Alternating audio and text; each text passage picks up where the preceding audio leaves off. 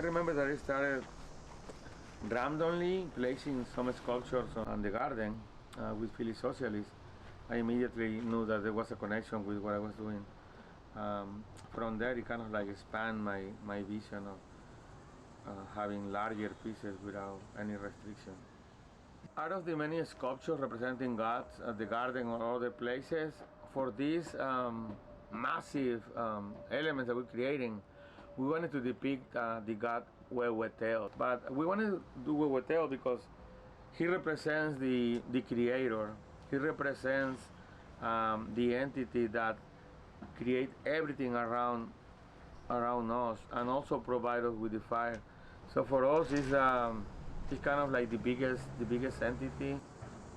Looking at how my father built houses on his own, I learned a big deal. They did a lot of floors and they applied pigments on the floor. So they were able to color the floor with blue, red, magenta, different colors. And nowadays I kind of like recall all this and I wanted to apply it to something that is ancestral, like building this sculpture. So I decided to use it, have some of my cultural heritage applied to my art today.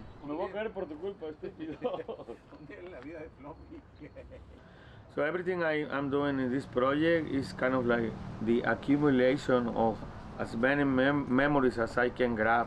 Like the more I can remember, the more I can reproduce and even give my own interpretation, the more I feel satisfied. And on purpose, I do this because I know there is a lot of people just like me, this immigrant group, who wanted to have these spaces, wanted to experience all this, but because they are so busy working, sometimes there is not even time for that.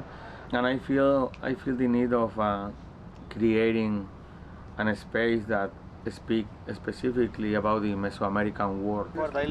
Understanding Mesoamerican as all the cultural heritage that we get from what we know about our culture before the Spaniards came. The structure and the sculpture that we're doing right now is in a land that the garden doesn't actually own. That space has been sold to developers, but in a way we are okay with that. Nico and I were looking at this piece as an ephemeral piece. A moment we might lose that space.